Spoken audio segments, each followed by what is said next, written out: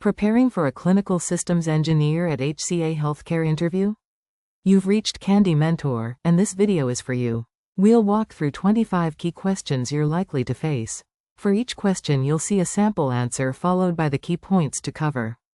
Subscribe, like, and share, and drop a topic request in the comments. Question 1. How would you troubleshoot a clinician's inability to access the EMR? I would first determine whether the issue affects one user, one department, or the entire organization. I would verify the user's account, role, authentication status, workstation, network path, and EMR availability. Next, I would review relevant logs and compare the behavior with a known working account. Because patient care may be affected, I would provide an approved downtime or escalation path immediately. I would document findings, avoid unsafe workarounds, resolve the root cause, and confirm access with the clinician. While answering, cover identity verification, role-based access, authentication services, network connectivity, application availability, audit logs, incident prioritization, communication with clinical staff, and safe escalation procedures. Question 2. What is your experience supporting Meditech or another enterprise EMR? My approach to EMR support begins with understanding the clinical workflow rather than treating the system as ordinary software. I would describe the modules, interfaces, access controls, ticketing processes, and release testing I have handled. If my direct Meditech experience were limited, I would be transparent and connect it to comparable EMR work. I would emphasize structured troubleshooting, careful validation with clinical users, change control, and protecting documentation integrity throughout every configuration or support activity. Make sure to cover modules supported, user workflows, configuration versus customization, incident management, testing, vendor coordination, clinical safety, documentation, and how you translate technical issues into operational outcomes. Question 3. How would you manage an EMR interface failure between a hospital and an external system? I would identify whether the failure is caused by the source, interface engine, network, destination, or message content. I would inspect queue depth, timestamps, acknowledgements, error codes, and representative HL7 or FHIR payloads without exposing unnecessary patient data. I would stop unsafe retries if duplicates were possible, preserve failed messages, and coordinate reconciliation with the receiving team. After restoration, I would replay messages through an approved process, verify downstream results, and document preventive monitoring. In your answer, talk about interface monitoring, message queues, HL7 or FHIR formats, acknowledgement errors, endpoint availability, duplicate prevention, replay controls, reconciliation, and clinical escalation. Question 4. Explain how HL7 version 2 and FHIR differ, and when you would use each. HL7 v2 is primarily event-driven messaging, commonly used for admissions, orders, results, and updates through segments such as PID and ORC. FHIR models healthcare data as resources exposed through modern APIs, making it easier for applications to retrieve and exchange information selectively. I would use the established standard that the participating systems support, then validate mappings, identifiers, terminology, security, and acknowledgements. FHIR improves developer usability, while HL7 version 2 remains deeply embedded in hospital workflows. Be sure to mention message-oriented HL7 version 2 workflows, resource-based FHIR APIs, interoperability challenges, terminology mapping, authentication, versioning, performance, and choosing standards based on system capability and use case. Question 5. How do you protect patient data while troubleshooting a clinical system? I follow the minimum necessary principle and access only the records, environments, and fields required for the incident. I verify the requester's identity, use approved remote support tools, avoid copying FHIR into tickets or personal notes, and prefer masked or synthetic data for testing. I maintain auditability and never share credentials. If I suspect inappropriate access or disclosure, I preserve evidence and escalate through the privacy and security process rather than trying to conceal or independently investigate it. Focus on minimum necessary access, HIPAA requirements, secure screen sharing, audit trails, encryption, approved tools, test data, identity verification, workstation security, and reporting potential privacy incidents promptly. Question 6. Describe your approach to implementing a change in a production EMR. I would begin by documenting the clinical objective, affected workflows, dependencies, and patient safety risks. I would obtain stakeholder approval, configure the change in a controlled environment, and test normal, exception, integration, security, and downtime scenarios. Before production, I would define acceptance criteria, rollback steps, communications, and support coverage. During implementation, I would monitor system behavior and user impact closely.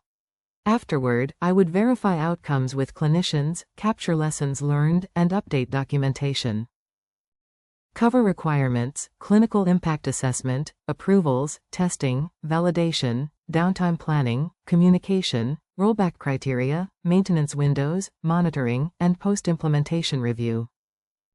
Question 7. A medication order interface is producing duplicate orders. How would you respond? I would treat duplicate medication orders as a patient safety incident, immediately notify the clinical command structure, and follow the approved containment procedure. Technically, I would compare message control IDs, timestamps, retry logic, acknowledgements, and destination behavior to determine where duplication occurs. I would pause or isolate the affected flow only with authorized clinical and operational approval. Then I would reconcile impacted orders, correct ID impotency or acknowledgement handling, test thoroughly, and document the event and prevention plan. Discuss immediate patient safety escalation, message identifiers, retry behavior, ID impotency, queue handling, source and destination reconciliation, containment, clinical review, and permanent corrective action. Question 8. How would you design monitoring for a critical clinical application?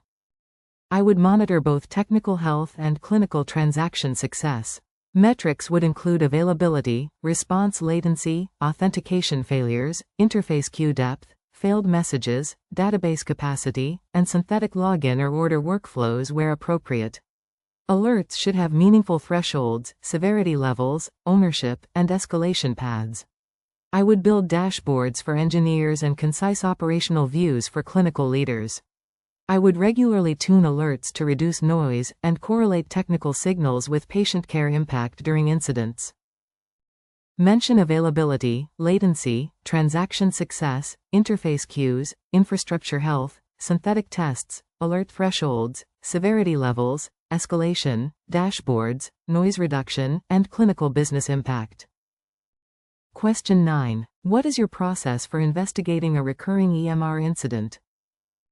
I would group related tickets by symptoms, location, workflow, version, and time pattern, then build a timeline using logs, changes, and user reports.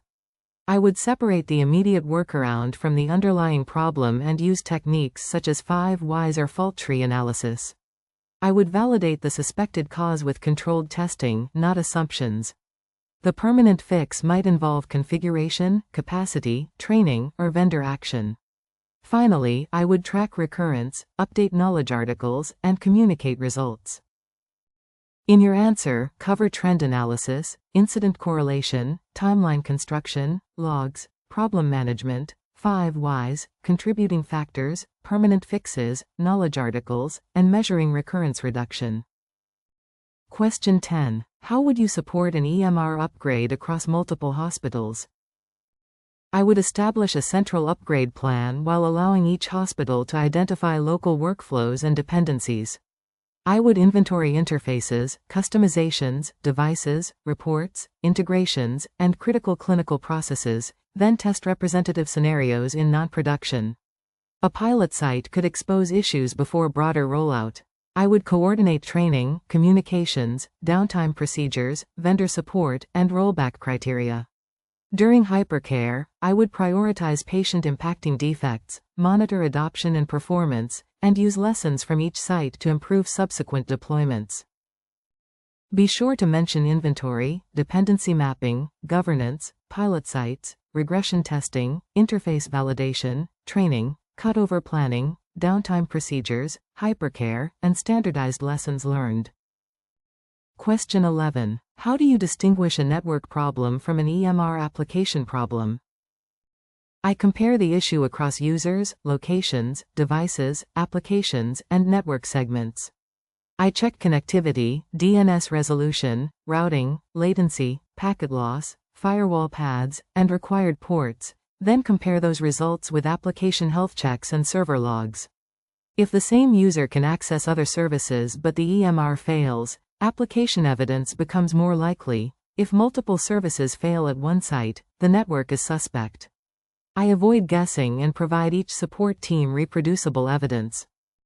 Focus on scope comparison, DNS, routing, latency, packet loss, ports, authentication, application health, logs, control tests, endpoint differences, and evidence-based escalation between teams. Question 12. What steps would you take during a clinical system downtime event?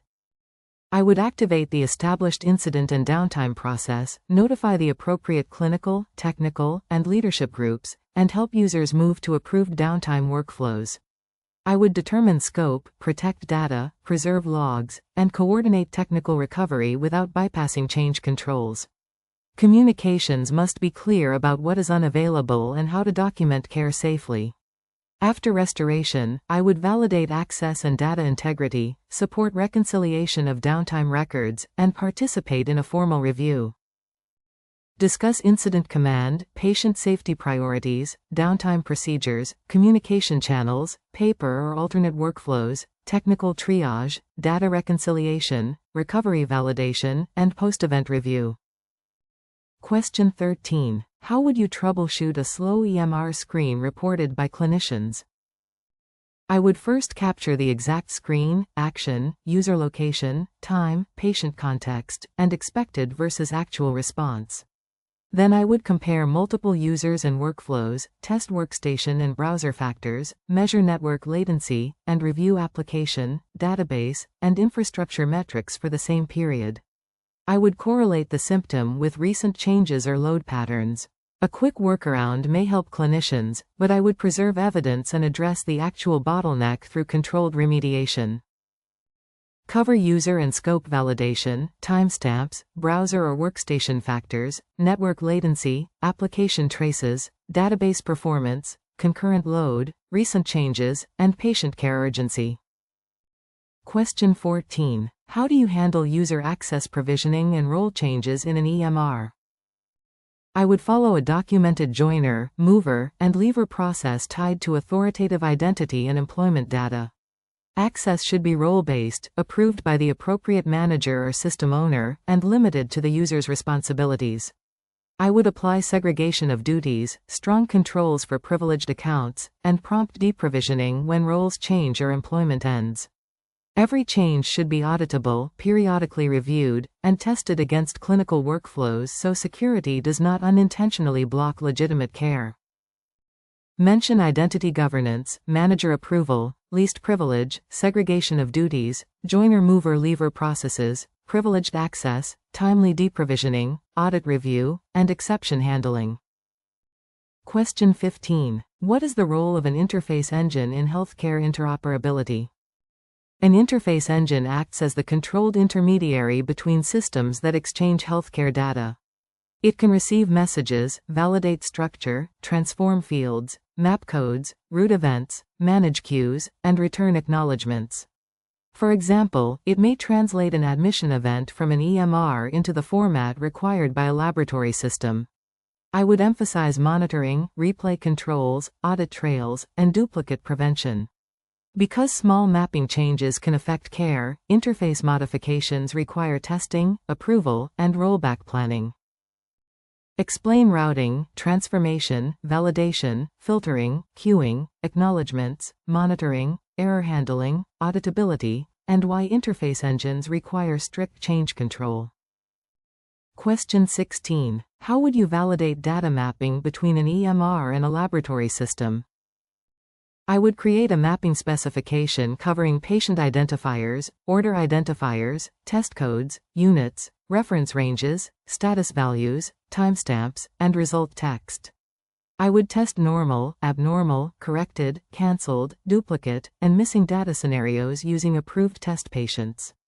I would confirm that acknowledgements and error messages behave correctly, then reconcile transmitted results against both systems. Clinical and laboratory stakeholders must approve workflow, meaning not just technical delivery. Production monitoring should verify continued accuracy after deployment. Include field-level mapping, identifiers, units, reference ranges, code systems, demographics, positive and negative cases, acknowledgements, reconciliation, and clinical sign-off. Question 17. How would you manage a vendor escalation for a critical Meditech defect? I would provide the vendor with a concise, reproducible case, affected workflow, users, timestamps, environment, version, steps, logs, screenshots without unnecessary FHIR, and the clinical impact. I would classify severity according to the support agreement and identify an approved interim workaround.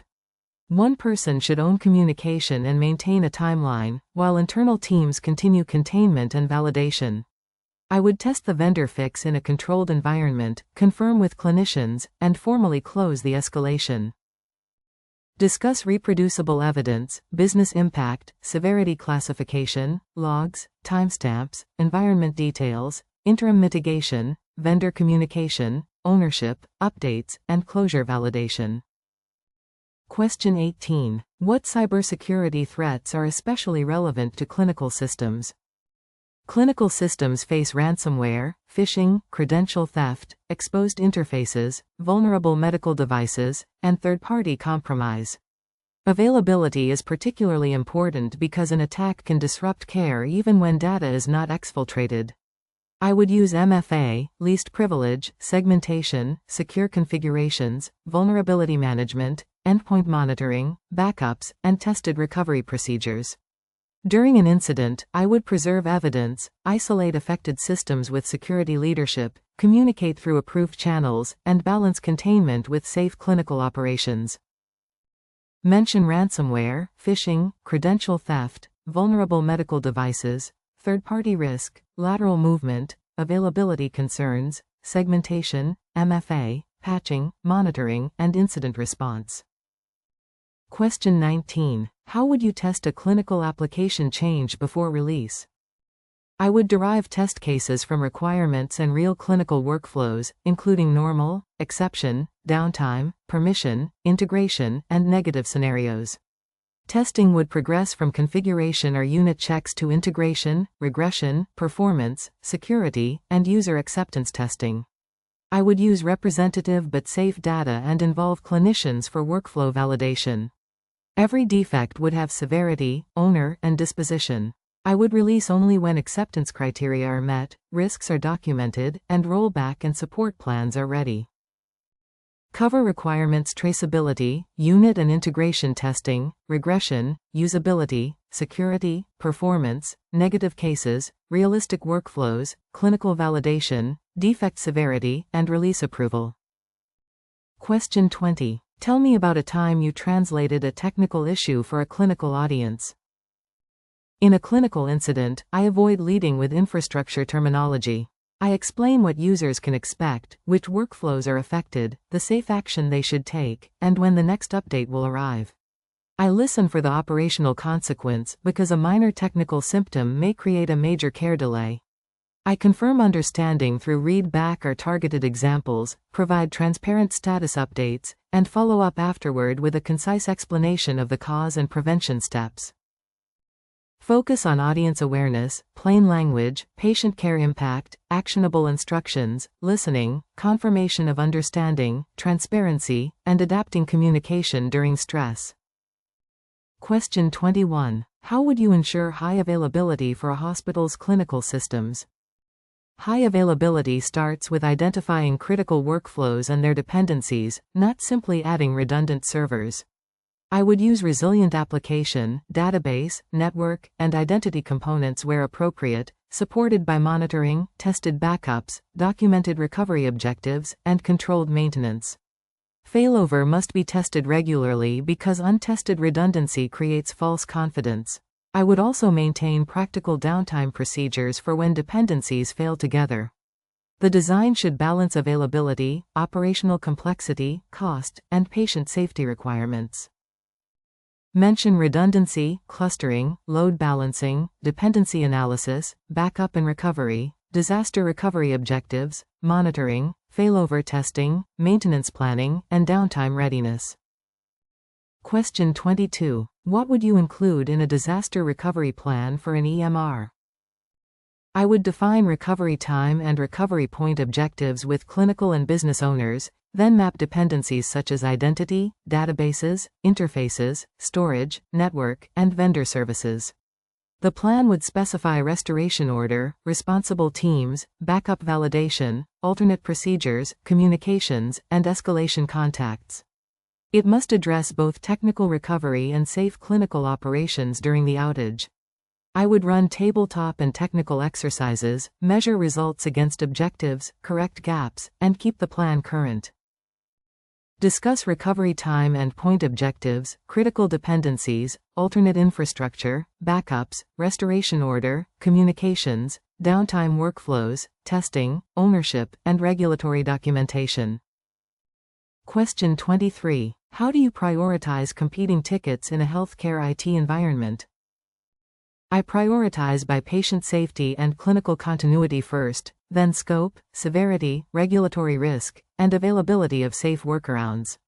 A system-wide medication or documentation issue outranks a single-user convenience problem, even if the latter arrived earlier. I assign severity consistently, communicate expected updates, and escalate when ownership or resources are unclear. Priorities are not static. I reassess as impact changes. Clear notes and stakeholder updates help teams work efficiently without losing critical context. Be sure to mention patient safety, scope, clinical criticality, regulatory impact, business continuity, urgency, workarounds, service level targets, stakeholder communication, and reassessment as conditions change. Question 24. How would you use automation to improve clinical system support? I would automate repetitive, low-risk tasks such as health checks, log collection, interface queue alerts, report generation, and approved access workflows. Before deployment, I would define permissions, input validation, audit logging, failure handling, and rollback. Automation should accelerate diagnosis and administration, not make unsupervised clinical decisions. I would test it with representative scenarios, monitor false positives and missed failures, and retain a manual path for exceptions. The best automation reduces toil while strengthening consistency and control. Cover repetitive diagnostics, account workflows, monitoring, scripting safeguards, approvals, auditability, testing, rollback, exception handling, and ensuring automation does not make unsafe clinical decisions. Question 25. Why do you want to be a clinical systems engineer at HCA Healthcare? I am interested in HCA Healthcare because reliable clinical technology directly supports clinicians and patients at meaningful scale. This role combines systems engineering, EMR workflows, interoperability, troubleshooting, security, and operational partnership, which matches how I like to work. I would bring disciplined incident response, careful change management, and the ability to explain technical issues clearly to clinical teams. I also value continuous learning because healthcare platforms and regulations evolve. My goal is dependable technology that improves care without adding risk. In your answer, connect technical reliability with patient care, explain interest in EMR and interoperability, demonstrate ownership, collaboration, security awareness, learning mindset, and alignment with healthcare operations. If you are still with us, congratulations, you are much ahead of the rest and serious about preparing for your interview. We hope we were able to add value to your preparation and create some helpful content. Do not forget to like and share this video. Your small act can do great things for us.